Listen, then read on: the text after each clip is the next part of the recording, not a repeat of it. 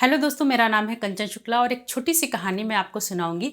एक बार एक राजा का जन्मदिन होता है और वो सुबह सुबह घूमने के लिए निकलते हैं और अपने मन में सोचते हैं आज मुझे जो भी पहला व्यक्ति दिखाई देगा उसे मैं कुछ देकर पूरी खुश और संतुष्ट करूँगा। तो भाई जा रहे होते हैं घूम रास्ते में और उन्हें सामने से एक भिखारी आते हुए दिखाई पड़ता है। भिखारी आता है और राजा को देखता है और वो भीख मांगता है राजा से। तो राजा उसे एक तांबे का सिक्का दे देते हैं। भिखारी बहुत खुश हो जाता है और कूदने लगता है और जय जयकार करने लगता है राजा की। और वो खुशी खुशी जा रहा होता है, तभी उसका सिक्का जो है नाली में गिर जाता है। अब वो सिक्का नाली से ढूंढने लगता है, हाथ डाल के नाली में। तो राजा देखते हैं, राजा फिर से उसे अपने पास बुलाते हैं और उसे फिर से तांबे का सिक्का देते हैं।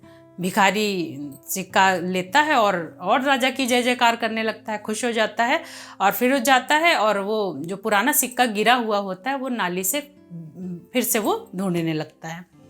फिर राजा देखते हैं, राजा को बहुत ख़राब लगता है। राजा उसको पास में बुलाते हैं और उसे इस बार चांदी का सिक्का देते हैं।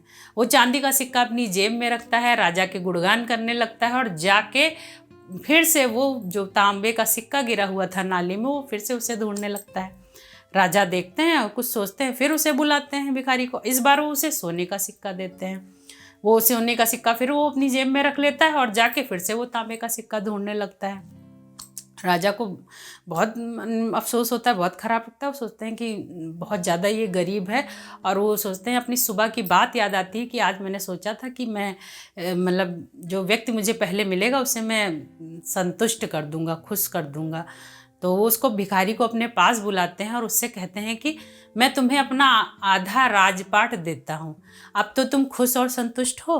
तो भिखारी कहता है नहीं, मैं खुश और संतुष्ट तभी हूँगा जब वो मेरा नाली में जो सिक्का गिर गया है वो मुझे मिल जाएगा। तो कहने का मतलब, कहानी का मतलब ये है कि हम भी उसी भिखारी की तरह हैं।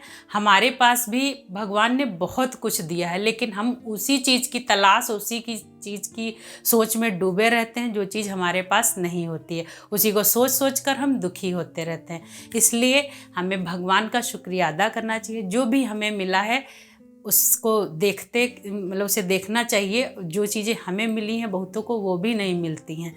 तो जो भी हमारे पास है उसके लिए भगवान को शुक्रिया करिए।